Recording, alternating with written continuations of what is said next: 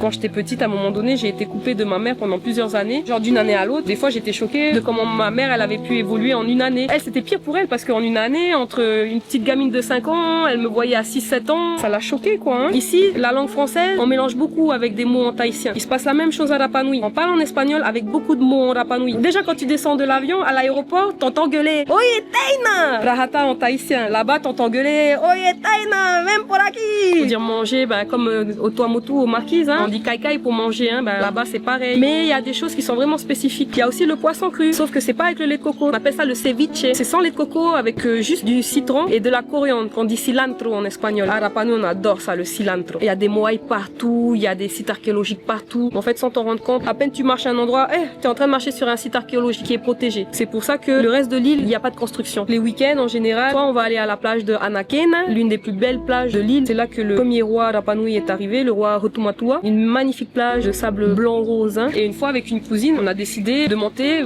jusqu'au sommet. C'était lent à monter quand même. Hein. Quand on était en haut, c'est là que tu vois, les gens, ils sont tout petits.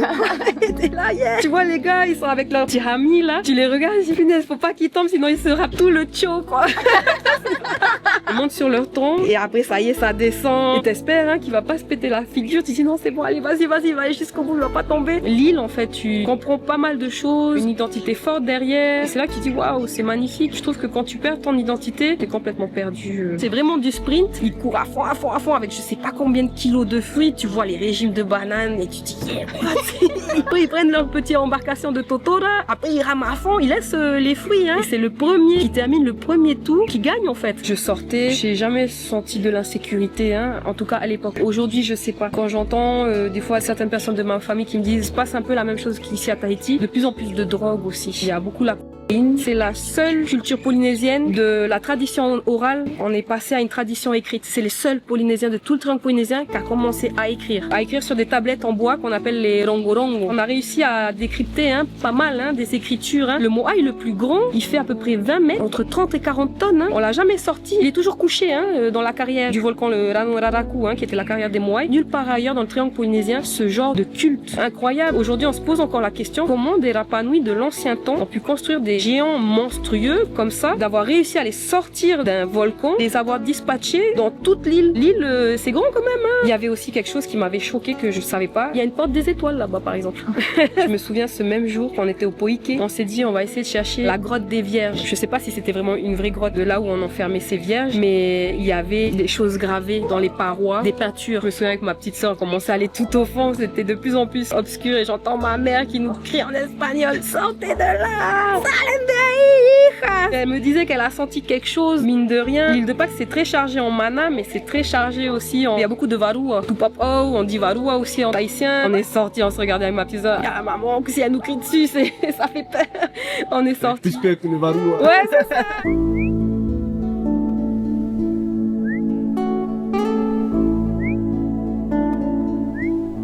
Avant de commencer, j'ai vu que 80% d'entre vous qui regardez mes vidéos ne sont pas abonnés.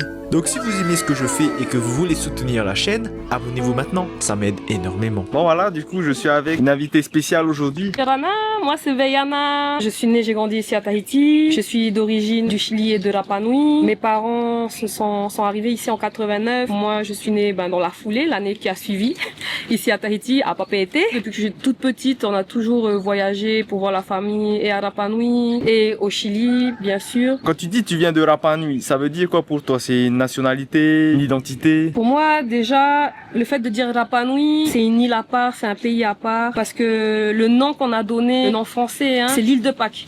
Ou en anglais Easter Island, ou en espagnol la Isla de Pâques, quoi. Sauf que moi, je trouve que ça sonne pas le vrai nom de cette île qui est Rapa Nui. Et comme ma famille, j'ai de la famille qui est Rapa Nui, pour moi, c'est des Rapa Nui. Je dis même pas des Pascuins, ou Pascuens, c'est comme on dit en espagnol. Moi, je dis vraiment Rapa Nui parce que ça a plus de sens. Ils ont une identité qui est quand même forte, ils ont leur langue. Pour beaucoup encore savent le parler. Mais il y a un phénomène qui se passe comme ici à Tahiti, c'est que avec les générations, la langue, elle a tendance à s'estomper. estampée en fait. Mais elle est toujours là, il y a une culture derrière. Chaque année, cette culture elle est célébrée à travers la Tapati Rapa Nui qui dure sur 2 semaines où il y a de la danse et d'autres activités liées à ce festival. Le porté de fruits, il y a des courses aussi en totora, c'est des roseaux qu'on trouve à Rapa Nui, qu'on trouvait notamment sur un des volcans, le volcan qui s'appelle le Ranoraraku, qui était aussi la carrière où étaient sculptés les moai, ces géants de pierre qu'on appelle moai. Je spécifie bien moai parce que j'entends des fois moé, je dis non moai. Donc pour moi aussi je trouve que c'est super important de bien prononcer les mots en Rapa Nui, comme en tahitien aussi parce que dès le moment où tu prononces mal des mots d'une autre langue, ça a tout de suite une autre signification.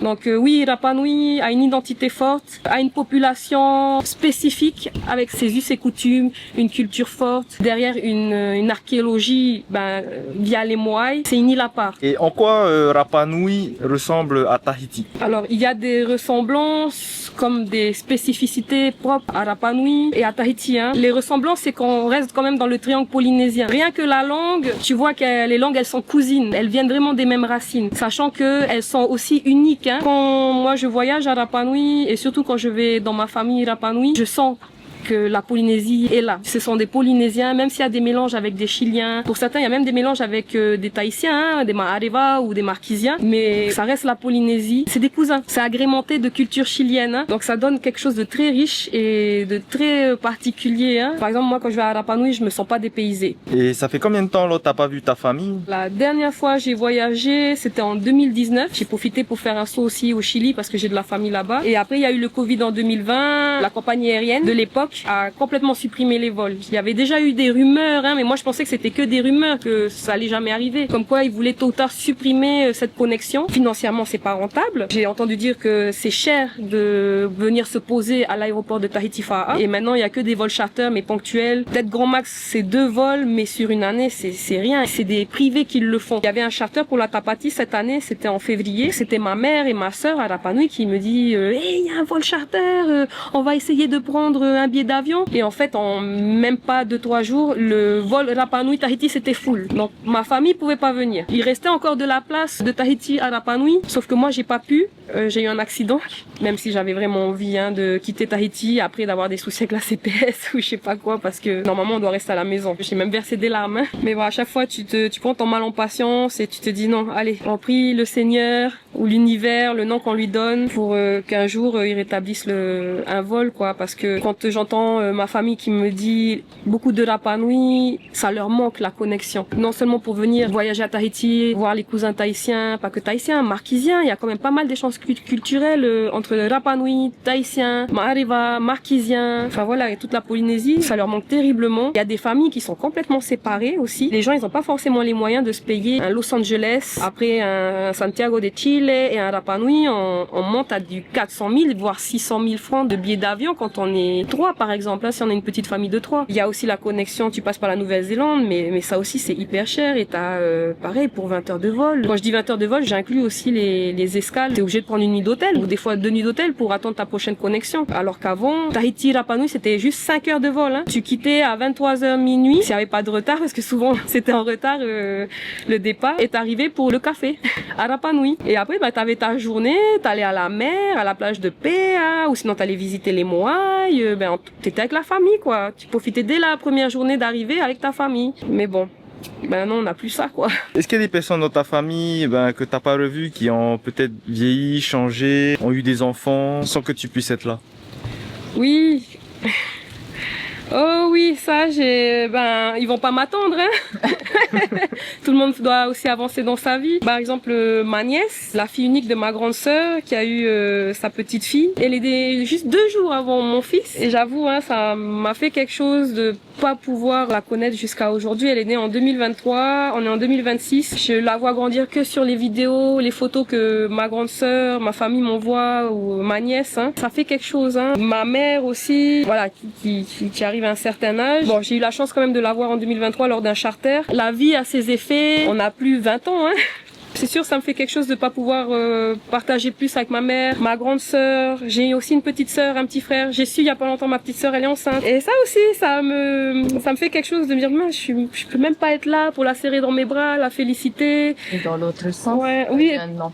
Oui, moi j'ai eu mon fils aussi en 2023, où pareil, hein, c'est le premier petit motois garçon de ma mère, premier neveu garçon de ma grande sœur. Ils peuvent pas le prendre dans ses bras. Bon, heureusement il y a les outils de communication, donc il y a WhatsApp, heureusement il y a Facebook. Donc c'est comme ça qu'on peut se suivre un peu régulièrement. Hein. À une époque, surtout dans les années 90, quand on va dire que Internet était quasi inexistant, hein, dans les années 90, on s'envoyait des lettres par la poste, mais tu pouvais pas avoir de photos. Moi je me souviens quand j'étais petite, à un moment donné, j'ai été coupée de ma mère pendant plusieurs années. Genre d'une année à l'autre, des fois j'étais choquée de comment ma mère, elle avait pu évoluer en une année. Elle, c'était pire pour elle parce qu'en une année, entre une petite gamine de 5 ans, elle me voyait à 6-7 ans, ça l'a choquée quoi. Hein. Oui, heureusement, maintenant avec les nouveaux outils de communication, Internet, tout ça, c'est plus facile de suivre la famille de loin, de s'appeler à tout moment, à n'importe quelle heure, de se mettre en visio. Le contact, c'est toujours mieux, prendre dans ses bras, se parler en face à face, partager plus de moments. Je vais à Rapa Nui, moi je me ressource, je recharge mes batteries. Plein de fois, je me suis dit, et si je quittais Tahiti pour aller m'installer à Rapa Nui et être auprès de ma mère, de mes frères et sœurs, ma nièce, la fille de ma nièce, que j'aimerais bien la prendre dans mes bras. J'aimerais que mon fils joue avec la fille de ma nièce, joue avec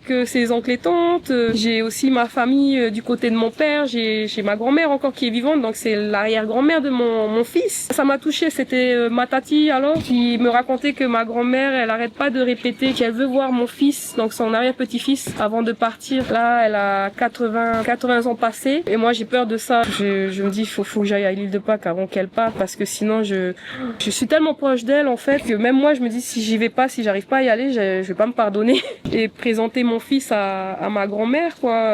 Ce qui est incroyable aussi, c'est quand je l'ai vu la première fois. Tu sais en fait, rien qu'à le voir, tu sais d'où il vient. Ah oui. C'est la tête d'un Rapa Nui. Ouais, mon petit garçon. Carrément, le regard, les cheveux, même là je l'ai vu récemment, il est très attentionné, enfin, oui. Ça fait un bon travail en tout cas. Oui, les petits garçons, je trouve qu'ils représentent bien la douceur polynésienne, j'ai envie de dire. Des fois, je suis un peu étonnée parce que moi, je me vois pas forcément comme une personne douce. Et là, quand je me dis, oh punaise, ce petit garçon, il m'apprend tous les jours. Hein. Et c'est vrai, quand je vois ses traits, des fois, je vois mon père, parce que j'ai des photos de mon père quand il était petit, une ressemblance incroyable, quoi. Hein. Et pour justement garder encore ce lien avec ma famille à Rapa Nui et aussi au Chili, je lui parle tous les jours en espagnol. C'est la langue officielle, hein. Après, moi, j'ai pas non plus cette prétention d'essayer de lui parler en Rapa Nui parce que je maîtrise pas. Ça m'arrive de lui apprendre quelques mots aussi en tahitien. Donc pour le tahitien, je m'en fais pas trop parce que je le mettrai tôt ou tard dans des cours ou avec des tontons tatis qui pourront lui parler en tahitien. Donc déjà, il a le français, l'espagnol et je pense que c'est bien parti pour après avoir peut-être des facilités dans le tahitien ou le Rapa Nui. Et j'espère quand j'irai en vacances, quand enfin je pourrai y aller, que ma famille lui parlera encore Rapa Nui. Hein. C'est ça que j'aimerais pour lui. C'est via une langue aussi qu'on vit une culture aussi, une identité. En tout cas, moi, c'est quand je parle mon autre langue d'origine qui est l'espagnol, pardon. C'est pas seulement de parler cette langue, c'est de vivre une identité, une culture derrière tout ça. Donc c'est important de parler sa langue d'origine. Pour ceux qui connaissent Rapa Nui que à travers les moai, comment elle est la vie là-bas? Alors, tout dépend du genre de vie que tu veux avoir. Si tu veux avoir une vie typiquement à l'occidentale, comme un peu ce qu'on voit ici à Tahiti, hein, les gens de métropole qui viennent à Tahiti, qui reproduisent la métropole, mais à Tahiti, c'est clair et net, tu vas pas vivre ce que c'est de vivre à la tahitienne. Et ben, il se passe la même chose à Rapa Nui. Si tu vas là-bas juste pour vivre ta vie de métropolitain, parce qu'il y a quand même des métropolitains qui sont installés là-bas, qui se sont mariés avec des locaux, tu vivras pas la vie à la Rapa Nui. Si tu vas vivre aussi avec des Chiliens, ça aussi, tu vivras pas vraiment ce que c'est vraiment la vie Rapa Nui. Mais quand tu vas vraiment dans une famille Rapa Nui, là vraiment tu vas te rendre compte c'est complètement différent. Quand tu es vraiment dans une famille locale, c'est sûr tu vas entendre la langue Rapa Nui où ils vont se parler entre eux. Il y a une forme aussi de langage comme à Tahiti où ici la langue française on mélange beaucoup avec des mots en tahitien. Il se passe la même chose à Rapa Nui. On parle en espagnol avec beaucoup de mots en Rapa Nui. Parce qu'on entend tout de suite, déjà quand tu descends de l'avion à l'aéroport, t'entends gueuler « Oye, Teina ! Hé, mon frère ! Taina. Tu vois, donc rien que les hommes Rapa Nui, ils s'appellent tous comme ça. Ouais, voilà. Et voilà, en Prahata, en tahitien, là-bas, t'entends gueuler, Oye Taina, même pour aquí. Eh Taina, viens ici. T'arrives à l'aéroport, t'entends ça. Après, bon, ils aiment bien s'appeler aussi par d'autres mots que je citerai pas parce que c'est vulgaire, qu'on entend beaucoup aussi à Tahiti. Mais voilà, déjà ça, tu entends quand t'arrives à l'aéroport. T'es accueilli aussi avec les colliers de fleurs, comme ici à Tahiti, où quand t'arrives, voilà. T'as le collier de fleurs, on t'accueille avec des fleurs de là-bas. Hein. Il n'y a pas forcément de chai de Tahiti. Il y a beaucoup d'hibiscus, de petits paniers. Quand tu vis aussi dans une famille Rapa Nui, il y a beaucoup de simplicité, beaucoup de douceur, beaucoup d'amour aussi, beaucoup de partage. Quand il y a la préparation du kai kai, là-bas ici, pour dire manger, comme au Tuamotu, aux Marquises, hein, on dit kai kai pour manger. Hein, là-bas c'est pareil. Tout le monde se rassemble, tout le monde se met ensemble pour manger. Pareil, hein, quand il y a des événements, je me souviens quand j'étais plus jeune, il y a eu un grand mariage. Ma grande sœur me dit ma sœur, il y a un grand mariage, tout le village est invité. Et je dis quoi, tout le village? J'y croyais pas. Ouais, il y a tout le village. Donc il faut savoir que je sais pas à l'époque, c'était en 2011. Je sais pas à l'époque combien ils étaient à Rapa Nui dans le village, peut-être entre 6000, je sais pas. Mais quand je suis allée au mariage, c'était juste incroyable. Tous les chapiteaux qu'ils avaient montés, c'était un terrain immense. J'avais mon beau-frère à qui on avait demandé de tuer une vache pour justement faire un grand tamara. Donc c'est lui qui s'occupait de tuer la vache, de cuire la vache avec tous les cousins, les tontons, enfin toute la famille. T'avais les femmes à côté qui étaient tous en train de préparer tout ce qui était accompagnement, genre on mange beaucoup de patates douces là-bas. Hein. On mange aussi du cochon, les bananes aussi. Ça ressemble beaucoup à ce qu'on mange à Tahiti, hein. Mais il y a des choses qui sont vraiment spécifiques à là-bas. Hein. Il y a aussi le poisson cru, sauf que c'est pas avec le lait de coco, on appelle ça le ceviche. C'est sans lait de coco avec juste du citron et de la coriandre, qu'on dit cilantro en espagnol. À Rapa Nui, on adore ça, le cilantro. Et on mange beaucoup aussi de poisson, donc quand dans la famille on a la chance d'avoir des pêcheurs, c'est sûr qu'on aura du poisson parce que c'est vrai, je me suis rendu compte aussi là-bas, c'est pas évident de trouver du poisson. En général, les pêcheurs, quand ils pêchent, c'est soit ils gardent pour la famille, ou bien sûr ils revendent. Hein. Il y a beaucoup d'hôtels là-bas et de pensions de famille. Vivre la vie à la Rapa Nui, je pense que le meilleur, c'est vraiment être avec des locaux et des locaux Rapa Nui. Hein. Il y a aussi les week-ends, moi je me souviens, on se retire un peu, on se dit on va à Uta, on va du côté plus de la campagne en fait de l'île, la partie de l'île un peu plus sauvage, parce que il y a le village c'est concentré à un seul endroit de l'île et tout le reste en fait c'est protégé. Parce qu'il y a des moaïs partout, il y a des sites archéologiques partout. En fait, sans t'en rendre compte, à peine tu marches à un endroit, tu es en train de marcher sur un site archéologique qui est protégé. Donc c'est pour ça que le reste de l'île, il n'y a pas de construction, c'est protégé. Donc les week-ends, en général, soit on va aller à la plage de Anakena, l'une des plus belles plages de l'île, où justement c'est là que le premier roi Rapa Nui est arrivé, le roi Rotumatua. Une magnifique plage de sable blanc rose. Hein. Soit on allait se baigner là-bas, on allait genre le samedi, dimanche, tout le week-end, ou soit des fois on allait en espagnol on dit vers des posas, des genres de puits alimentés par l'eau de mer en fait, et c'est dans la roche volcanique. Par contre l'eau elle est froide là-bas, hein. Quand on n'a pas l'habitude, elle est un peu plus fraîche qu'ici à Tahiti. Hein. Mais voilà, c'est là la vie locale là-bas. Tu te retires dans le coin sauvage de Rapa Nui. Il y a toujours quelqu'un de la famille qui est avec son fil de pêche, qui va pêcher, qui va aller dans les roches volcaniques pour aller pêcher dans la mer. Il y a aussi la pêche au pupui. Il y a toujours aussi les femmes à côté qui viennent toujours avec tout ce qu'il faut, les patates douces, la salade, qui sont à côté en train de préparer ce qui va accompagner le poisson. Il y a toujours du citron, ça c'est sûr, dans le ma'a de là-bas, on adore ça. C'est la vie locale, d'une simplicité mais tellement essentielle hein, pour être bien. Voilà, la simplicité, je trouve que c'est une des choses les plus essentielles. Ah oui, après tu dois aller chercher l'œuf. Non, c'est interdit ça. Non, on le fait plus, c'est trop dangereux. C'est vrai? Oui, non.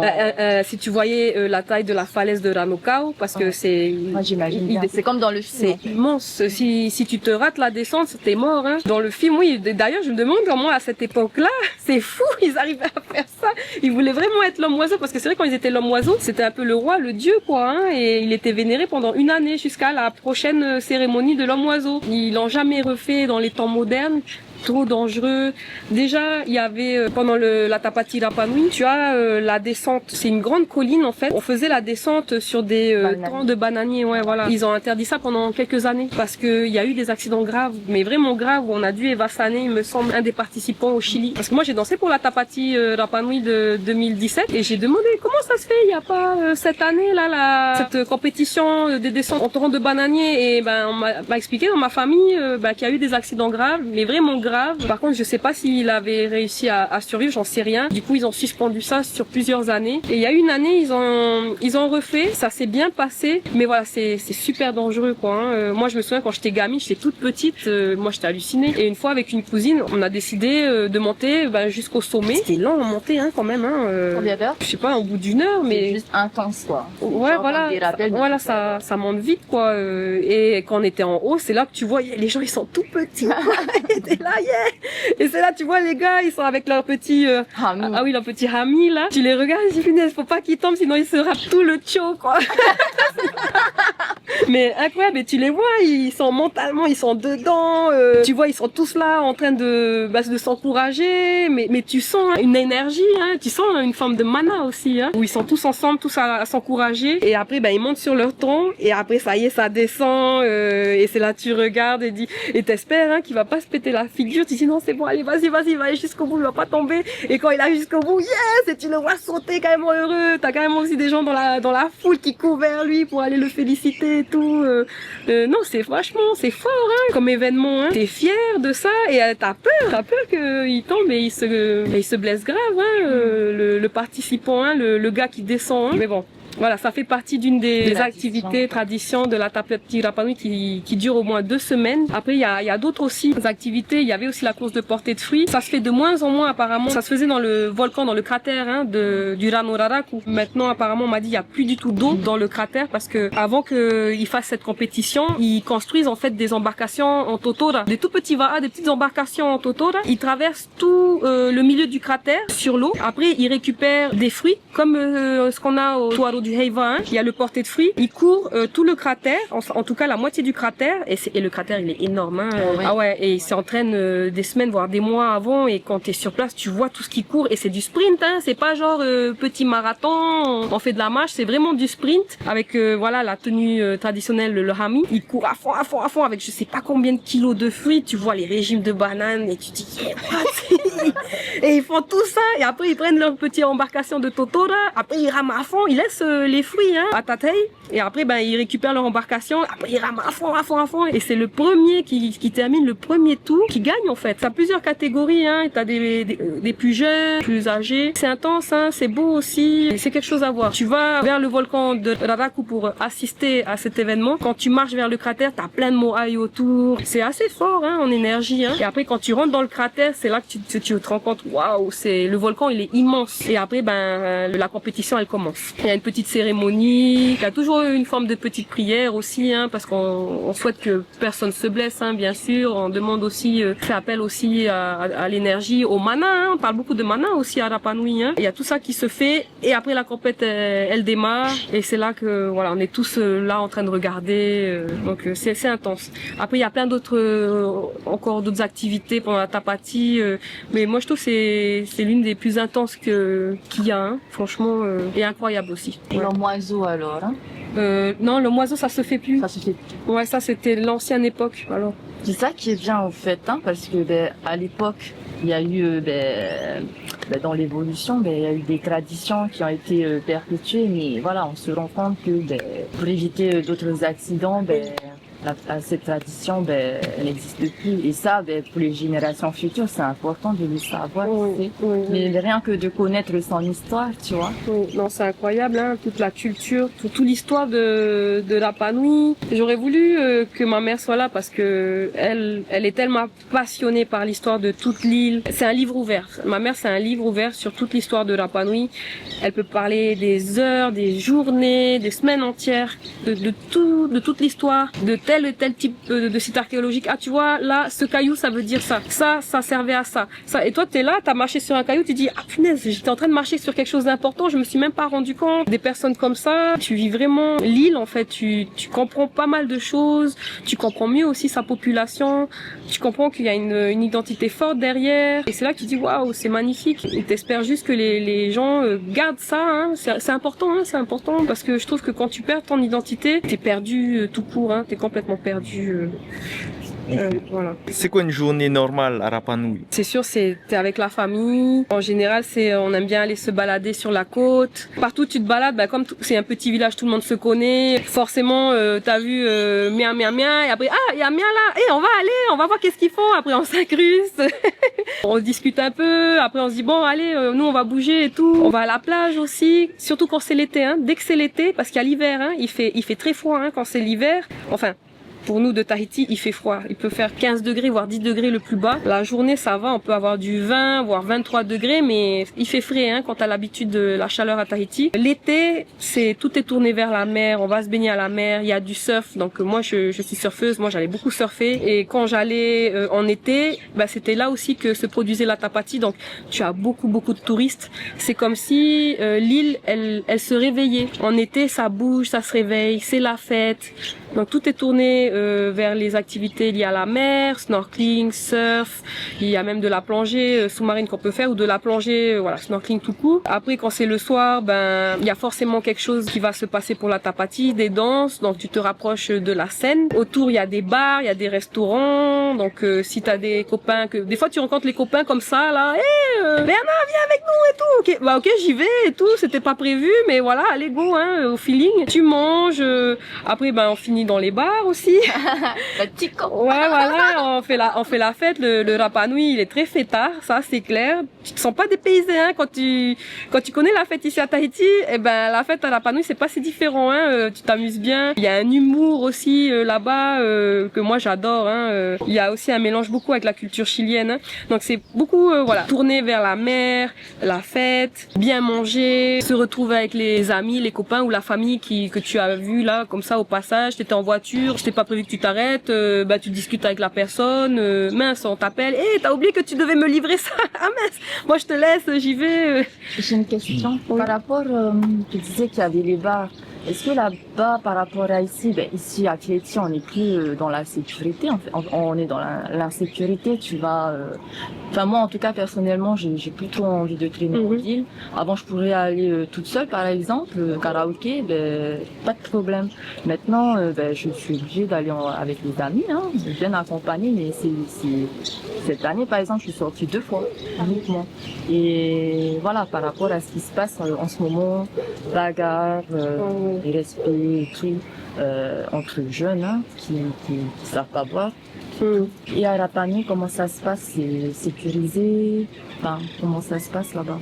Alors moi, ça fait déjà un moment, hein, je suis plus retournée. La dernière fois, c'était en 2019. Et moi, quand je sortais, j'ai jamais senti de l'insécurité, hein. En tout cas à l'époque. Aujourd'hui, je sais pas. Mais quand j'entends des fois certaines personnes de ma famille qui me disent qu'il se passe un peu la même chose qu'ici à Tahiti, il y a de plus en plus de drogue aussi. Il y a beaucoup la cocaïne. Parce que, mine de rien, l'île de Pâques appartient au Chili, c'est un territoire chilien. Donc t'as quand même pas mal de Chiliens qui vont s'installer à Rapa Nui. Mais tu as aussi des Péruviens, d'autres gens de d'autres pays d'Amérique du Sud. Et des fois, c'est pas forcément les meilleures personnes qui s'installent. Des fois, c'est des gens qui viennent du narcotrafic et qui viennent et qui vont vendre leur d'autres drogues dures, hein. Et dernièrement, on m'a dit ces dernières années, il y a beaucoup de drogues dures à Rapa Nui. Je sais pas s'il y a ce problème de ice comme ici, mais j'entends beaucoup la mais voilà, il y a un gros souci au niveau de la drogue, hein, et c'est un combat, hein, de tous les jours, hein, pour les autorités là-bas, le petit gouvernement qui est tenu par une mairesse. La dernière fois que je suis allée en 2019, je me suis jamais sentie en insécurité là-bas. Franchement, jusqu'à tard, je marchais dans la rue pour après une soirée bien arrosée, je rentrais, mais jamais rien arrivé. Après, j'étais jamais vraiment toute seule, hein, et toujours avec quelqu'un de la famille ou des copains. On rentrait tous ensemble. Même moi, quand je sortais, jamais je me suis fait agresser. rien. J'ai toujours trouvé safe en fait de faire la fête là-bas et j'aimais bien parce que c'est vrai qu'on part ici à Tahiti, il faut faire plus gaffe quoi. Hein. Et moi qui a déjà aussi vécu ce que c'est de faire la fête dans des pays beaucoup plus grands comme en France ou même le Chili. Hein. Moi qui allais faire la fête déjà au Chili, là je peux te dire ça craint. Hein. On m'a tellement raconté de choses là-bas. Ne te promène jamais avec des bijoux en or, ne serait-ce que des boucles d'oreilles en or. On peut arriver derrière toi, t'arracher les boucles d'oreilles. Il prend la fuite hein, le voleur. C'est t'arracher ton sac à main. Bon, il m'est jamais arrivé ça au Chili. Hein. C'est hot quand même. Hein. Moi j'avais plus peur d'aller faire la fête au Chili qu'à Rapa Nui ou à Tahiti quoi. Parce que là-bas c'est une autre mentalité, hein, c'est l'Amérique latine quand même. Hein. La Polynésie, ça reste safe, en tout cas pour ce que je connais de la Polynésie. Qu'est-ce qui te manque le plus là-bas? La nourriture, la culture, les gens? Tout ça. Tout ça, la nourriture, les gens, d'entendre le Rapa Nui, d'entendre aussi l'espagnol, hein, parce qu'ils ont un accent, hein, ils ont un accent en espagnol, comme ici à Tahiti, hein, on parle le français avec un accent très fort, plus agrémenté hein, de mots tahitiens. Bah là-bas, pareil, un accent espagnol très fort de Rapa Nui, avec des mots en Rapa Nui. Ça me manque. Ma marraine, qui était de Rapa Nui, hein, bon, elle est décédée depuis déjà les années 90. Quand j'étais petite, elle me parlait en Rapa Nui, hein, quand elle me disait aussi, Veana, tais-toi et mange, elle me le disait en Rapa Nui. Un peu, on n'a pas Elle me disait, Veana, Kamoko et Kaikai. On dirait du marquisien. Hein. Oui, bah en fait, la langue est très proche du marquisien et du maareva, quoi. Hein. Ça, c'est un truc que j'oublierai jamais quand parce qu'elle elle se fâchait aussi quand elle me disait ça, parce que bon, on est petit, on se met à jouer avec la nourriture, on s'en rend pas compte et souvent elle nous grandait parce qu'il y avait sa fille, elle nous grandait toutes les deux parce que j'étais sa fille Fahamou au final. Hein. J'avais mes tatis aussi Rapa Nui, tatis de cœur, hein, que j'entendais tout le temps parler en Rapa Nui, donc c'est une langue qui m'a beaucoup bercé toute ma vie. Hein. La culture de la musique aussi propre à Rapa Nui qui m'a bercé toute mon enfance, toute ma vie, que des fois je réécoute des vieux morceaux qui me rappellent tellement mes oncles et tantes Rapa Nui, ma marraine surtout. C'est tout ça qui me manque, la culture, les gens, la nourriture, la mentalité, très blagueur aussi, hein, très blagueur, très drôle. Je retrouve beaucoup ça aussi à Tahiti. Mais c'est vrai que eux, ils ont leur particularité, leur manière d'être qui est propre aussi à eux. Même si ça reste la Polynésie, ils ont quelque chose à part. Tu vois la différence par rapport à Tahiti, même s'il y a beaucoup de ressemblances. Hein. Chaque peuple est authentique. Voilà, c'est tous des cousins, mais chaque île, moi qui ai eu la chance aussi de visiter plusieurs archipels de la Polynésie, tu te rends compte que ça reste la Polynésie, mais chaque archipel a sa propre culture, sa mentalité, sa langue aussi, hein. Même s'ils sont tous cousins, cousines, hein, mais voilà. Tout le monde est différent et se ressemble en tout, voilà. Tu disais, j'aime ta bouche, comment tu le dis? Ah ouais, mais elle me disait, Kamoko et... Voilà. En marquisien, Kamo, ça veut dire voler. Ah, ok. Et du coup, quand on dit, ferme ta bouche pour manger, hein, ou tout simplement ferme ta bouche, c'est la manière de le dire. Tifa, tifa, fa. Tifa, to, fa, fa. Akaita, o, kaika. Ah non, ça c'est bien. Non, quand elle le disait, c'était vraiment avec un air fâché. Kamoko et Kaikai, avec ses gros yeux carqués comme ça en fait. Donc, ouais, elle s'énervait vite. Bon, elle était quand même très stricte. C'était une marraine très pieuse aussi. C'est la génération. À la dure. Ouais, à la dure, c'est ça, voilà. Elle, c'était vraiment, tiens-toi à droite, mange bien, mange la bouche fermée, parle bien, s'il te plaît, merci. Elle voulait vraiment qu'on soit très bien éduqués, hein. Ouais, ça, elle était très stricte, hein, je me souviens. Et je me souviens, ça me saoulait en fait. Tu vois, t'es gamin, toi t'as envie de t'amuser, t'as envie de jouer, tu vois, t'exprimer, la nourriture, des fois t'as envie de jouer, en plus des fois quand vous êtes plusieurs gamins à table, bah t'as envie de jouer à table, et maintenant, bah non, t'as ma marraine qui arrive, attention, je vous surveille, hein, et en plus elle nous parlait aussi en espagnol, donc j'ai beaucoup de bons souvenirs, elle m'a beaucoup apporté, hein, beaucoup apporté, du fait qu'elle soit, rien de ce qu'elle était elle-même, une Rapa Nui, elle m'a beaucoup apporté de la culture Rapa Nui, rien que ce qu'elle était en fait. Pour moi, j'ai une part aussi de cette culture grâce à toutes ces personnes qui ont été chères à mon cœur, qui ont été sur mon chemin quoi, de ma vie. Hein. Je pense qu'on est un peu de tout ce qui nous a apporté hein, en tant que personne. Hein. On est un peu de tout le monde. Qu'est-ce que les gens comprennent mal de Rapa Nui? Je ressens une forme d'ignorance où des fois je crois que il y a des gens qui savent pas que Rapa Nui ferme le triangle polynésien. Des fois il y en a qui savent pas que Rapa Nui c'est la Polynésie parce qu'il est dans le triangle polynésien et ce sont des Polynésiens. Il y a des gens qui me disent ah non mais les Rapa Nui c'est pas des Polynésiens. Et je dis si ce sont des Polynésiens et justement Rapa Nui c'est le point culminant de toute la culture polynésienne, c'est-à-dire que c'est la seule culture polynésienne de la tradition orale, on est passé à une tradition écrite. c'est les seuls Polynésiens de tout le triangle polynésien qui a commencé à écrire sur des tablettes en bois qu'on appelle les rongorongo. On a réussi à décrypter pas mal des écritures. Je sais que dans l'écriture qui est le rongorongo, on parlait beaucoup de la vie des Rapa Nui des anciens temps, tout ce qui était en rapport avec la pêche, les conditions météorologiques, ce qui était lié aussi au culte des Moai, la religion de l'époque, parce que les Rapa Nui, ils étaient polythéistes, ils croyaient en plusieurs entités. Il y a eu aussi la construction de ces géants de pierre, les Moai, qu'on retrouve nulle part ailleurs. Et surtout, c'est impressionnant parce que la taille des Moai, le Moai le plus grand, il fait à peu près 20 mètres, entre 30 et 40 tonnes. On l'a jamais sorti. Il est toujours couché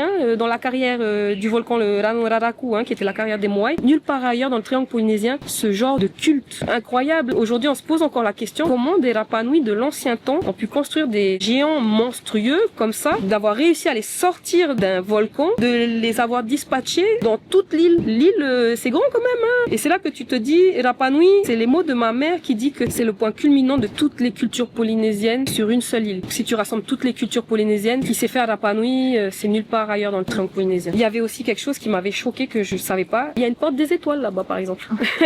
Pour dire à quel point ils maîtrisaient les astres. Ils avaient un culte spirituel extrêmement poussé. Il y a quelque chose que je trouve qui dépasse notre propre imagination qui s'est passé là-bas et que pour vraiment toucher et le vivre, faut aller là-bas. Faut aller avec les gens qui connaissent l'histoire. Je trouve qu'il y a beaucoup d'ignorance sur Rapa Nui. Non seulement le fait que j'entends les gens qui savent pas que c'est des Polynésiens. Si c'est des Polynésiens, quand on entend Rapa Nui, c'est les grandes statues de pierre. Je dis oui, mais c'est pas que les Moai. Derrière tout ça, c'est beaucoup d'histoire, une culture forte et vraie. En tout cas, moi, à chaque fois quand je vais là-bas, ma mère, elle me raconte, elle peut me raconter tout le temps les mêmes histoires, mais je suis toujours autant voilà, fascinée. Et c'est jamais raconté de la même manière. Et le plus incroyable aussi, c'est que si jamais tu peux te mettre avec une personne qui connaît bien l'histoire et en même temps tu te balades sur les endroits, les sites touristes, les sites archéologiques, ça donne une toute autre dimension en fait. Je me souviens quand on est parti voir cette espèce de porte des étoiles vers le Poike, c'était un volcan aussi. Il y avait que moi, ma mère, ma petite sœur. Elle nous racontait l'histoire et c'est un endroit complètement sauvage, il y avait que nous. Un endroit limite vierge de la présence humaine. Et tu entendais juste le son du vent, de l'océan et ma mère qui racontait les histoires de l'ancien temps. Et en même temps, elle nous montrait certaines pierres. Tu vois, cette pierre-là, regarde bien, on a sculpté une étoile. Cette étoile représente tel astre. Et t'as des frissons, tu entends ma mère. Ouais. Ça veut sentir dans ton âme. Ouais, parce que t'es à l'endroit même où plein de choses se sont passées, et c'est raconté, voilà, par ma mère. Et je me souviens ce même jour, quand on était au Poike, on s'est dit, on va essayer de chercher la grotte des vierges. Il y a eu un moment donné, dans les anciens temps, on enfermait des jeunes femmes qui étaient vierges pour qu'elles n'aient plus contact avec le soleil, pour que leur peau devienne complètement blanche et donc pure, on va dire. On les nourrissait. Elles avaient quand même une assistance pour être nourries tous les jours, mais pendant un certain temps, elles devaient être enfermées dans la grotte pour être complètement blanches, purifiées. Et avec ma mère et ma petite sœur, on s'est dit, on va chercher cette grotte. Sauf qu'il fallait passer par la falaise, parce que le Poike, c'est un ancien volcan et c'est une falaise bordée par l'océan. Et à un moment donné, on avait trouvé une grotte. Et les grottes, ce sont en fait des anciennes galeries où passait la lave à l'époque où les volcans étaient en éruption. Donc ce sont des anciennes galeries de lave. On en trouve une, je sais pas si c'était vraiment une vraie grotte de là où on enfermait ces vierges, mais il y avait des choses gravées dans les parois et aussi des peintures.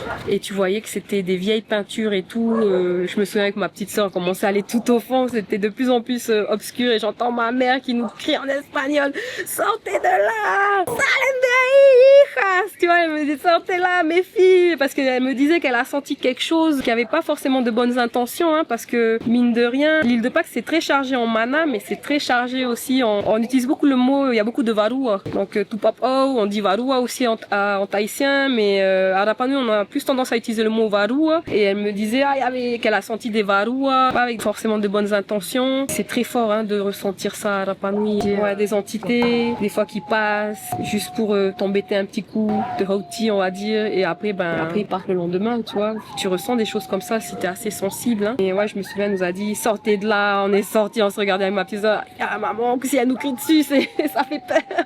On est sortis. Plus peur que le varou. Ouais, c'est ça.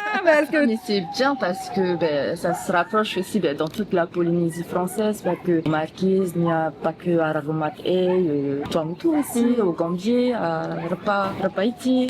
c'est très fort, ce culte voilà. spirituel. Hein. Voilà, Ouais. exactement. Et c'est comme par exemple, même au musée, enfin, tu sens plein d'entités, tu Ouais. vois. Et ce qui est bien, c'est d'écouter nos anciens, nous alerter, de nous sécuriser quelque part. Pourquoi? Parce que d'autres témoignages aussi, hein, dans les documentaires, par exemple, une personne qui est allée et qui a ressenti ce valoir, mais tellement il était curieux, il est ressorti de là handicapé. Tu vois. Ouais. Ça, quand on nous alerte, c'est important de vraiment écouter aussi. Ouais, complètement, je suis d'accord. Ouais. Faut écouter et rester très respectueux. Ça, c'est un truc qu'on nous apprenait aussi depuis tout petit. Déjà à Tahiti avec les marais, toujours respecter les marais. Ouais, c'est très important. Après, à Rapa Nui, pareil, tu respectes les moaïs, tu fais pas n'importe quoi, tu prends pas, tu rentres avec, genre tu prends une pierre, non, il faut pas. Chaque pierre est sacrée, chaque pierre a sa place pour une raison. Limite, tu touches pas, tu regardes. Si tu veux toucher, peut-être tu caresses, mais tu laisses les choses à sa place. Comme les marais ici aussi, hein, tu prends pas les pierres du marais. Enfin, ça avait toujours du sens pour moi. Pareil, Rapa Nui, tu respectes les moaïs, tu les regardes, tu les contemples. Mais toujours avec du respect parce que les Rapa Nui sont très très attachés à tout ça. Hein. C'est leur patrimoine qui a été laissé par leur tupuna. Hein. Ce mot aussi très fort, le mot tupuna qui est beaucoup utilisé aussi par les Rapa Nui, comme ici à Tahiti, comme dans les autres archipels. Un respect très profond envers les ancêtres, les tupuna. Comme là-bas, les tupuna sont toujours là. Peut-être pas à l'état de chair, à l'état spirituel, ils sont toujours là, dans les cœurs, dans la tête, mais toujours là. Les moaïs représentent beaucoup, justement ces tupuna qui sont partis, sont habités par les tupuna. Et le rôle du moaï, c'était de protéger le peuple. Voilà, c'était ça le. Les Tiki au Maki. Voilà. Le marais aussi, par exemple, à Reatea, l'île natale de mes grands-parents, du côté de papa, famille Chiner. Mon grand-père, il est né à Uturoa et grand-mère, elle est née à Fetuna. Et du coup, j'ai entendu parler du marais à Taputapuatea. C'est fort, c'est sacré, et, c'est ancestral en fait. C'est le lieu vivant en fait de nos ancêtres. Même avant d'aller sur un site, on nous prenait à part. Le chef du groupe nous expliquait aux filles, si vous avez vos règles, ne venez pas sur le marais parce que elles risquent d'avoir des hémorragies. Quoi. Ouais. Et tout ça, on a toujours tout respecté. Ma question en fait pour toi, par rapport à ces mots, voilà, dans l'échange en fait, c'est comme vos vos dieux en fait, c'est vos aïeux. C'est les tupuna. Les tupuna, en fait, les moaïs, ils sont posés sur des plateformes qu'on appelle les ahu. Les ahu, normalement, c'est là où on mettait aussi, on enterrait en quelque sorte les tupuna, voilà, qui étaient décédés, et on mettait les ossements dans les ahu, parce que selon la culture de l'époque, quand on faisait ça, le moaï posé, fini, quand on dit posé et fini, c'est-à-dire qu'il avait ses yeux. Le moaï, quand il est pas fini, il a pas encore ses yeux, et on lui pose aussi le chapeau, Quand il est fini, donc là, ses yeux et son chapeau, on le pose sur le ahu. Normalement, avec ce qui a été enterré dans le ahu, le moaï se charge avec le mana du tupuna décédé. Grâce à ça, il vient protéger son peuple. C'est pour ça que la plupart des moaïs, des ahu avec des moaïs sont tous, leurs regards, quasiment à tous, sont tous tournés vers l'intérieur de l'île. Il y a juste un ahu avec 7 moaïs qu'on appelle le ahu akivi. Le seul ahu avec des moaïs qui regardent vers l'horizon en fait, vers la mer, l'horizon. Il y a un rapport avec les différents solstices. Je vais pas m'aventurer sur le sujet parce que je le maîtrise pas du tout. Ouais, je le maîtrise pas du tout. Mais quand tu es sur place et qu'on te raconte vraiment dans le détail avec précision pourquoi c'est ahu, on le regard tourné vers l'horizon. Et des fois, t'as le coucher de soleil juste en face, selon les solstices d'hiver et solstices d'été. Mais sinon, pour le reste des ahu, ils sont tous tournés vers l'intérieur de l'île pour protéger les peuples de l'époque. Et souvent, t'avais plusieurs villages dispatchés dans toute l'île, les anciens villages alors, et tous ces villages étaient toujours à côté des moaïs, parce que justement, les moaïs étaient là pour protéger les villages. Et les villages, c'était différents clans aussi, t'avais plusieurs clans différents. Donc voilà l'histoire en fait du moaï qui est là en fait, il est chargé normalement en mana du tupuna qui l'habite. En tout cas, tu peux trouver ça des images sur internet. Chaque moaï, ils ont tous un visage différent. Ils se ressemblent pas. T'as un moaï, des fois, il a le visage beaucoup plus long. Des moaïs qui ont des visages beaucoup plus bouffis, carrés. Mais même au niveau de la taille, t'as des moaïs qui sont plus grands, plus petits. Parce que le moaï représente le le tupuna qui est parti, qui est mort, quoi. Hein. Donc le moai est physiquement ressemblant au tupuna qui doit l'habiter. Et c'est là je me suis dit, ça fait penser à Avatar, là. La connexion. Ouais, mais ils se sont beaucoup inspirés hein, de culture polynésienne. Hein. Ben, c'est comme Vaiana, je voulais sortir Vaiana, c'est une voyageuse. Oui, tu sais. Ouais, c'est une voyageuse. Ouais, bah oui. Mais le triangle polynésien, ben, en fait, il a commencé, s'il a terminé à Rapa Nui, ben, nous, on a la certitude qu'il a commencé à Raiatea sur le marais, Tapua, oui. tu vois. Ils disent que c'est là, ils apparentent toujours à la forme d'un poulpe, hein, à partir de Raiatea, c'est ça, voilà, l'épicentre, ouais. Et les tentacules qui va connecter toutes les autres îles, quoi, du Pacifique. Ouais, c'est beau ça, hein. Ouais. Est-ce que la culture Rapa Nui est encore très vivante aujourd'hui? Même si ça fait des années, je suis pas retournée. Pour moi, oui, elle est toujours très vivante. Rien que quand je vois certains tantantati installés, tantantati de cœur Rapa Nui installés ici à Tahiti, tu vois tout de suite que c'est un Rapa Nui. Tu vois tout de suite. Tu vois que c'est pas un Tahitien, quoi. Hein. Comme quand tu vois un Marquisien, tu dis ah c'est pas un Tahitien, c'est un Marquisien, tu vois. Tu vois rien que à travers des gens, toujours cette culture et cette identité forte. Ils ont leur propre manière d'être. Ils vivent inconsciemment leur culture tous les jours. Ils parlent en espagnol avec beaucoup de mots et de termes, expressions Rapa Nui mélangées à l'espagnol, comme ce qu'on fait ici à Tahiti. T'as toute une phrase en français, mais t'as au moins 10 mots en tahitien dans la phrase en français, voilà. Le Rapa Nui, il est fier hein, de son identité, de sa culture. C'est bien. Mais faut pas non plus avoir les pieds qui enflent. Hein. Il faut avoir cette fierté, mais il faut que ça reste humble en fait. Il faut rester dans l'humilité. La Miss Rapa Nui là de l'époque Tarita Alarcon. Ouais, c'est pas Matatua peut-être. Non, pas Matatua. Matatua c'est vraiment avant quand j'étais gogos. Ouais. Non, là c'est le groupe à Tarita Alarcon. Elle était Miss Rapa Nui. Topatani. Avec son frère Juanito Alarcon Rapu. Rapu, ainsi que leur papa. Du coup on a eu un échange culturel, hein, c'était génial. Et lui, je t'ai parlé aussi des Amérindiens. C'était à Tahuata, ou je sais plus, c'était Vanukujiva, je sais même plus. Et les Amérindiens, c'est fou. Ça devait être magnifique comme rencontre. Hein. Ça devait être fort aussi. Hein. Rapa Nui appartient administrativement au Chili. Mais la culture, elle est polynésienne. Est-ce que tu peux expliquer ce paradoxe? Non seulement c'est la volonté, on va dire, des locaux, des autochtones, mais il y a aussi beaucoup d'efforts de la part du Chili. Hein. Il y a des lois chiliennes. Par exemple, ça, je trouve, c'est une bonne chose hein, aussi quelque part pour protéger hein, le territoire Rapa Nui. Cette loi qui dit que si tu n'as pas de sang Rapa Nui, tu ne peux pas acheter de terre. Tu peux pas acheter de terrain. Il faut que tu prouves que tu as du sang Rapa Nui pour pouvoir acheter un terrain et y construire. Ou si tu es d'ailleurs et que tu veux construire, soit c'est un Rapa Nui qui t'offre sa terre, soit le Rapa Nui te loue sa terre pour que tu puisses y construire. Et encore, pour construire, voilà, il faut que tu aies aussi des autorisations. Quelque part, je pense que le pays qui est le Chili est très fier hein, d'avoir un territoire avec une culture et une identité forte, différente d'elle, parce qu'il faut pas oublier que le Chili c'est un pays d'Amérique latine et on est beaucoup mélangé avec les Amérindiens aussi. Il y a encore la communauté des Amérindiens qu'on appelle les Mapuche. Eux ils vivent plus dans le sud, là où tu peux retrouver plus de communautés des Mapuche, donc les Amérindiens du Chili.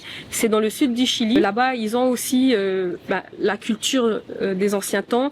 Il y a encore la langue qu'on appelle le Mapudungu, que parlent les Mapuche. Donc déjà le Chili est très mélangé. Hein. Il y a un mélange avec les Européens, les Amérindiens que sont les Mapuche. Il y a beaucoup de points communs. Ce qui est le Chili et ce qui est Rapa Nui. Et une volonté à vouloir maintenir ça, parce que c'est ce qui fait aussi la richesse. C'est une richesse hein, pour le Chili. Et j'ai envie de dire qu'il y a une richesse partagée, mutualisée. C'est-à-dire que pour le Chili, c'est une richesse d'avoir Rapa Nui et inversement. Donc je pense il y a comme ici hein, avec la Polynésie et la métropole, il y a quand même une richesse partagée, mais je sais aussi qu'il y a des formes de tension, de rivalité. Il se passe la même chose, sauf que je pense que des fois, il vaut mieux aussi se focaliser plus sur le côté positif, même s'il y a des choses à régler dans le côté négatif, mais pas trop se focaliser sur le mauvais. Hein. Moi, je trouve ce qui s'est fait, en tout cas, cette loi de garder cette souveraineté pour les Rapa Nui, de garder leur terre, cette souveraineté par rapport à leur terre, je trouve que c'est une bonne chose du fait de leur minorité. Les Rapa Nui sont pas très nombreux. Hein. C'est une manière pour eux de garder leur île pour eux. Ils sont très attachés hein, à leur île. Hein. Et c'est pareil hein, comme ici en Polynésie, hein, à Tahiti, dans les autres îles, c'est important. Hein. Je pense qu'il y a un respect à avoir par rapport à ça. Forme de paradoxe paradoxe, mais qui se complètent quand même. Hein. Je trouve il y a une synergie derrière, mais ça n'empêche pas que aussi il y a des soucis partout. Hein. Dans le monde entier, il y a des problèmes partout. Hein. Je cache pas que Rapa Nui a des problèmes. Il y a des soucis de surpopulation. Beaucoup de Chiliens qui s'installent là-bas, sauf que le village est petit. À un moment donné, faut être logique. Comment veux-tu, dans un petit village, accueillir autant de monde? Faut être logique et se dire non, il faut filtrer, il faut dire que non, stop, à un moment donné on peut pas accueillir tant de monde que ça, on est trop petit, tout est en train de saturer. Il y a eu aussi une autre loi qui a été installée à cause de cette surpopulation, cette immigration de beaucoup de Chiliens, c'est que il a été décidé que pour tous ceux qui ne vivaient pas auparavant au Chili, si tu veux t'installer, soit tu te trouves un travail où on a vraiment besoin de toi, donc en général un CDI, là tu peux t'installer, soit tu trouves pas de boulot, tu restes maximum 30 jours. Tu peux pas rester plus de 30 jours. Et après au bout de 30 jours, tu t'en vas, tu rentres chez toi, dans ton pays d'origine. Il y a eu une saturation, les locaux, les Rapa Nui, ils étaient comme ça aussi. Et moi qui suis allée une année, j'avoue, même si j'ai des origines chiliennes, ça m'a saoulée de voir autant de Chiliens sur une petite île. Même moi, je reconnaissais pas Rapa Nui. Même les Rapa Nui se sentaient envahis. Et même des endroits où on avait l'habitude d'aller en famille, où c'était que les Rapa Nui, on pouvait plus y aller, c'était blindé de touristes, et des touristes chiliens. Donc on s'est dit, mince, on peut même pas aller à la Poça, au petit puits, où on aimait bien se baigner à l'eau de mer. C'est blindé de touristes, c'est blindé de gens, et le petit Rapa Nui qui avait l'habitude de se retirer à ces endroits-là calmes et en harmonie avec la nature, on peut plus. Des fois, des week-ends, on restait à la maison parce que l'île s'était envahie de touristes ou de Chiliens qui viennent s'installer, qui respectent rien.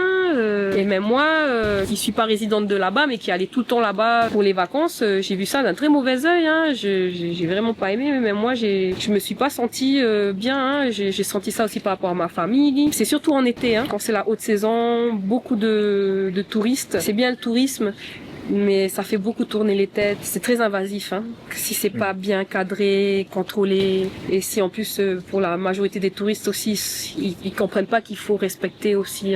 Il y en a qui tombent amoureux du Fénois et veulent rester. Oui. Tu vois, et ils sont plusieurs comme ça en Polynésie, dans le triangle polynésien et partout ailleurs. Oui. Voilà, c'est l'invasion de l'immigration, tu vois. Ouais. Et des fois, je suis d'accord, tu peux tomber amoureux, mais le souci, c'est que tu tombes amoureux, tu t'installes, mais tu t'en fiches en fait des locaux. Porte ouverte à les respecter. Voilà, tu t'en fiches, tu viens t'installer et tu recrées ton pays. Ce que t'as fait. Voilà, ce que t'as fait, le recréer ici. Ces gens-là, je pense, ils le font inconsciemment, c'est pas forcément voulu, parce que moi, j'ai vécu en France, en métropole, j'ai vécu 4 ans là-bas. Et mine de rien, le Polynésien fait la même chose, J'ai rencontré des Polynésiens très ouverts en France, qui ont plein de copains de là-bas, pas que métropolitains, des fois des Arapia, beaucoup des gens de Maroc, t'as même aussi des gens d'origine asiatique qui sont en France, qui sont installés depuis je sais pas combien de générations aussi, qui sont super ouverts. Mais j'ai rencontré aussi des Polynésiens qui font comme les métropolitains ici, c'est-à-dire ils recréent la Polynésie là-bas. Et avec bienveillance. Oui et non, parce que moi j'en ai rencontré qui au bout de presque des fois 6-7 ans qui sont là-bas, ils ont pas amélioré leur locution, leur manière de parler le français. Et tu te dis, t'es parti de la Polynésie pour aller t'ouvrir dans un autre pays et au final tu t'es renfermé en vivant dans ce pays. Et ces personnes-là, j'avais l'impression d'être en Polynésie, de pas être en France. Parce que moi je pars du principe que dès le moment que tu voyages, tu veux t'installer dans un autre pays, c'est à toi de t'adapter. Donc tu viens de métropole, tu t'adaptes au pays où tu veux t'installer. Tu viens de la Polynésie, tu veux t'installer en métropole, tu t'adaptes aussi aux us et coutumes. C'est tout à fait normal. C'est comme quand tu vas dans la maison de quelqu'un, la personne t'invite volontiers chez elle, vous partagez un moment et il est tout à fait normal que tu respectes sa maison. Tu comprennes, ok, ça se passe comme ça dans la maison, ok, je peux pas faire comme chez moi parce que je suis pas chez moi. Et ça, c'est pas que la Polynésie ou la France, c'est dans le monde entier, je pense. Par rapport à tous les voyages que j'ai fait dans ma vie, c'est dans le monde entier. Dès que tu vas dans un pays qui est pas le tien, tu respectes. Actuellement, tu te sens plus chilienne, polynésienne ou Rapa Nui? De tout en fait. Et après, selon où je suis, il y a un côté qui ressort le plus. Si je suis à Tahiti, il y a peut-être mon côté plus tahitien qui va ressortir. Quand je vais aller à l'île de Pâques, il y aura mon côté un peu plus aussi Rapa Nui. Je m'adapte. Je suis un peu de tout ça, j'ai envie de dire. Mais pareil, quand je vais au Chili, quand je suis là-bas avec la famille de là-bas, je me sens du Chili. Il y a mon côté chilien qui ressort. Mais c'est une adaptation que moi je volontiers je le fais parce que je le vis et j'aime ça. Voilà, c'est comme si tu avais plusieurs personnalités différentes en toi et tu te dis OK là ici c'est plus mon côté tahitien qui va ressortir, OK là-bas ça va être plus mon côté lapin, là-bas plus mon côté chilien. Et pour moi c'est tout à fait normal hein, j'ai grandi comme ça fait partie de ce que je suis hein, au final hein. Ça peut ne pas parler à certaines personnes qui n'ont pas grandi dans cette multitude de cultures, mais c'est mon cas en tout cas, voilà. Et je pense qu'il y a beaucoup, hein, dans mon cas ici, rien qu'à Tahiti, hein, parce que il y a beaucoup de communautés, hein. Il y a les Maoris qui sont bien mélangés quand même, hein. T'as la communauté des Chinois aussi, qui pour plusieurs générations, ils sont déjà installés en Polynésie, donc les nouveaux Tahitiens d'origine chinoise sont là depuis des générations et des générations. On peut plus dire que ce sont des Chinois de Chine, hein. C'est des Chinois tahitiens, enfin des Tahitiens d'origine chinoise, j'ai envie de dire. T'as la communauté aussi des Popa, qui pour la majorité sont de métropole, et t'as aussi cette communauté où pour certains ils sont nés, ils ont grandi là, et après des fois tu sais pas si c'est un demi, et après tu te rends compte ah non c'est vraiment un Popa de France, de ses parents qui sont de là-bas, mais lui il est né là et il a grandi là, mais des fois t'as l'impression que c'est un demi, parce que des fois t'as des vrais demi, papa ou maman tahitien, mais des fois il a chopé plus le côté Popa, mais pour de vrai il est vraiment demi tahitien quoi, hein. Et c'est là que tu dis la puissance de la génétique. Et tu peux plus te fier à l'apparence. Là, moi, il y a un truc, rien que moi, ma tête, hein. Moi, on me sort souvent, ah, tu viens d'où de France? Je dis, non, moi, je viens pas de France. En plus, j'ai même pas d'origine française. Mon sang, j'ai même pas un pet de sang français, hein. C'est juste que je le parle bien. J'ai vécu 4 ans en France. J'étais obligée de bien apprendre la langue. Parce que quand tu veux t'adapter, t'apprends à bien parler la langue. Parce que moi, quand je suis arrivée en France, j'ai eu du mal, hein, entre le français de là-bas et le français ici. J'ai dit, ah ouais, ça parle pas pareil, ça parle vite. Et tu t'adaptes. C'est à des années-lumière. Ah non, carrément. Moi, des fois, on me parlait, je comprenais pas, je faisais répéter tout le temps les gens. T'as dit quoi? J'ai rien compris. Et c'est là que Et leur accent. Ouais, l'accent, et ça dépend, l'accent, elle est différente selon les villes, les régions. Par contre, moi, je me sens pas, il y a un truc où je me sens pas, culturellement, je me sens pas française. Je m'en suis rendu compte quand je suis partie 4 ans là-bas. Parce que quand je suis partie 4 ans là-bas, je me suis rendu compte que je connaissais rien de la culture française. J'avais vraiment grandi que dans la culture chilienne et Rapa Nui de par ma famille, la culture tahitienne par l'école et mes copains. J'ai eu des mamans fahamou tahitiennes aussi. Et le français, la culture française, en fait, c'est juste parce que l'école était française. C'est tout. Et j'avais juste l'idée de la culture française grâce à l'école. Et je me sentais toujours en décalage quand j'étais élève, hein, avec les copains de classe Popa, enfin ceux de métropole. Dans la mentalité, dans la manière d'être, je me sentais toujours en décalage. Et juste parce qu'on voyait ma tête, ça y est, je viens de France. Et je dis non. Dans la masse. Voilà, et c'est là je me dis non, c'est pas parce que j'ai cette apparence que tu peux me juger. C'est comme on dit, un livre, tu peux pas le juger tant que tu l'as pas ouvert. Et ça c'est un message, hein, pour toutes les différentes communautés ici en Polynésie, parce que moi j'ai des amis qui ont plus des têtes de Popa, plus des têtes de Maori, plus des têtes de Tinto. Quand tu commences à bien les connaître, tu te rends compte, ils sont nés à Tahiti, ils ont grandi à Tahiti, et en fait culturellement c'est des Tahitiens. Il faut arrêter de dire ah t'es pas Tahitien parce que t'as pas une tête de Tahitien. Je connais des Tahitiens qui ont grandi toute leur vie en France, et quand tu parles avec eux, c'est des métropolitains. Ils ont le roro, hein, comme on dit, hein. Ils ont le tatouage, ouais, voilà. Ils ont tout, mais ils ont la mentalité de France. Et là, c'est là que tu trouves incroyable. Et souvent aussi, j'en ai rencontré des fahamou, hein, des fois qui ont été adoptés. Et bébés, ils ont été envoyés en France avec leur famille fahamou, ils ont grandi là-bas. Ils ont le visage, du Maori. Et quand tu parles avec eux, ah non, toi t'es vraiment de France, quoi. Donc on peut plus se fier à l'apparence, ça c'est fini là. Ça c'était à l'époque des Tupuna, dans les années peut-être 1200, 1100, j'en sais rien, mais c'est fini. Aujourd'hui le Tahitien, il est de toutes les couleurs de l'arc-en-ciel.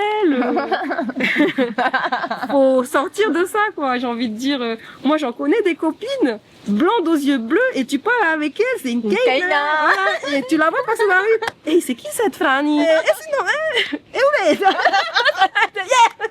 la fille aux yeux bleus. Non, c'est local, c'est une Tahiti, tu vois.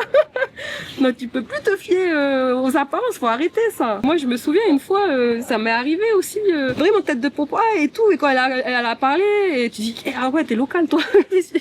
ouais, ça m'est arrivé, et même d'autres gens qui, quand ils parlaient avec moi, et toi t'es d'ici? Et je dis, quoi, ça se voit pas à ma gueule? Ah oui, ça se voit pas, pardon.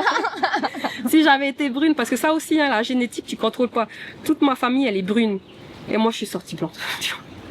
Tu te dis, ils sont tous bruns, ailés et tout, et toi, t'es sorti blanc. Tu dis, qu'est-ce qui a foutu la merde dans l'équation, quoi?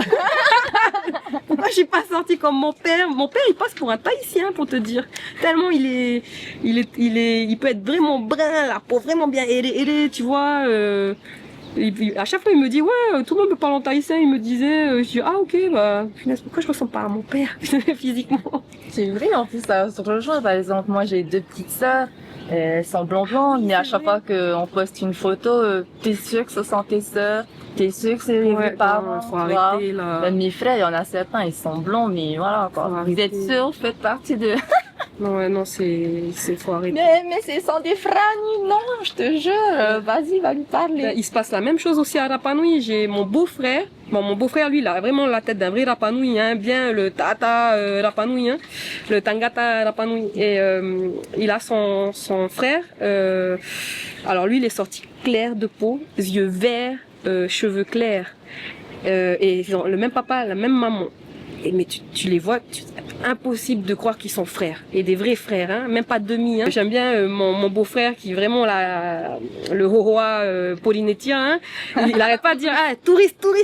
Il me le dit en français. Hein. Il dit que son autre frère, yeux verts, dit lui c'est un touriste, c'est pas un Rapa Nui. Et tu le vois, il le regarde comme ça là. Ouais, de l'humour, quoi. Après il répond en Rapa Nui, tu vois. Après il se pique en Rapa Nui, toi tu rigoles quoi. Et c'est là que tu te dis, ouais non c'est, il y a tellement de mélanges.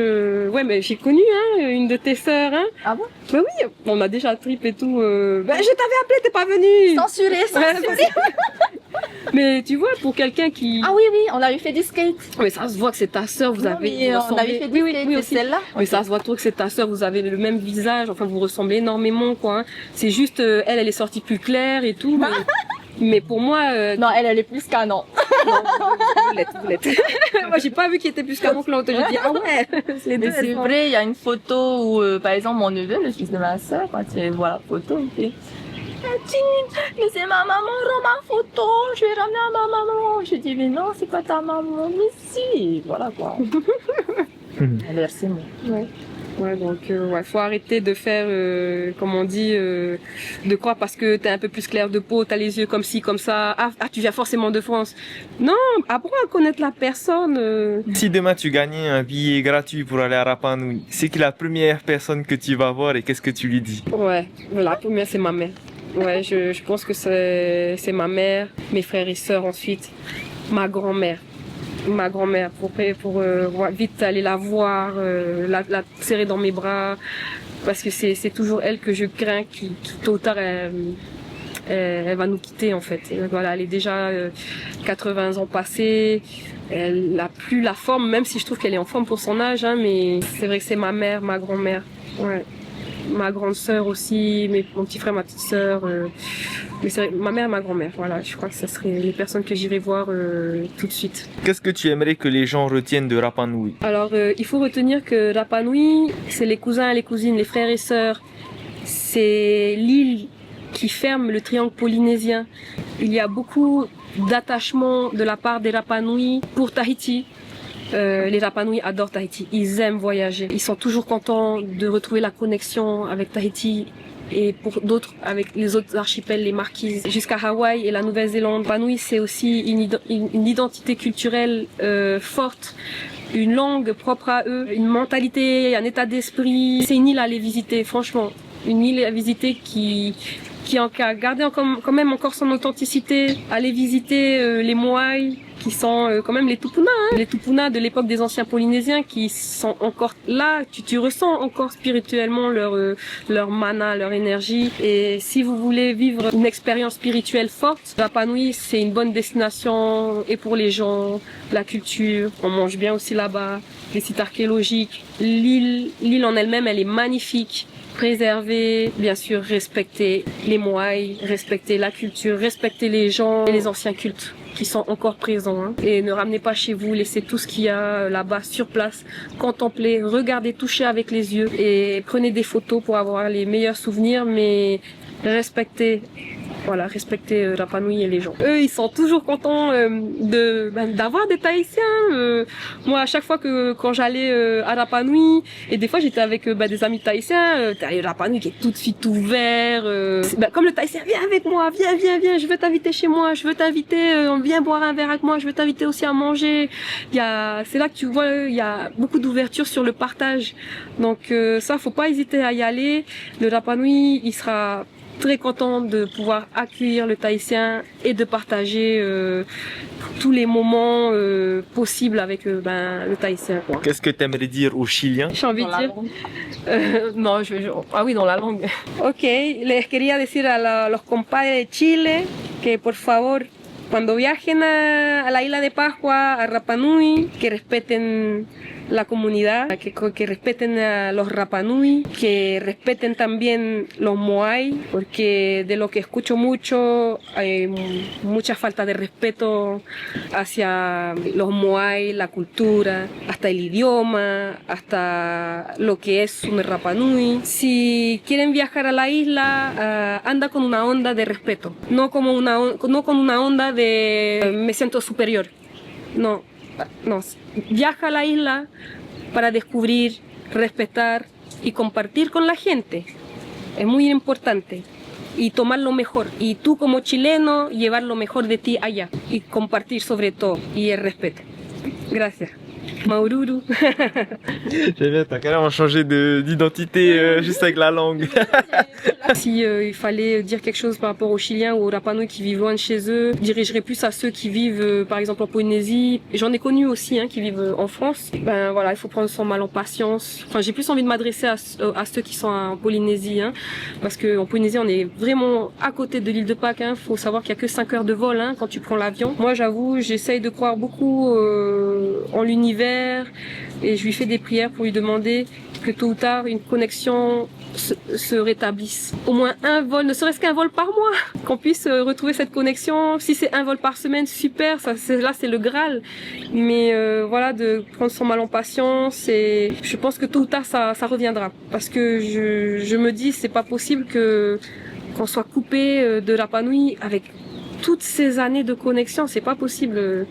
Faut que ça se rétablisse. Et je pense que derrière, il faut aussi qu'on développe plus de relations avec la Polynésie, Rapa Nui, la Polynésie et le Chili, parce que j'ai entendu dire qu'apparemment on veut se connecter via un nouveau câble internet avec le Chili. Donc là, je pense que ça serait vraiment impératif qu'on retrouve un vol régulier, si jamais on veut se connecter au Chili. Si on se connecte au Chili, on est obligé aussi de passer par Rapa Nui. Mais voilà, prendre son mal en patience, il faut y croire, et que heureusement il y a encore tout ce qui est outils de communication qui permet d'appeler. Mais voilà, il faut y croire. J'y crois encore. Même ma famille me dit, ils me disent, Vaiana, on y croit, ça va revenir. Ils vont remettre un vol par semaine, ça va revenir. Est-ce que tu penses que plus tard tu vas finir ta vie à Rapa Nui?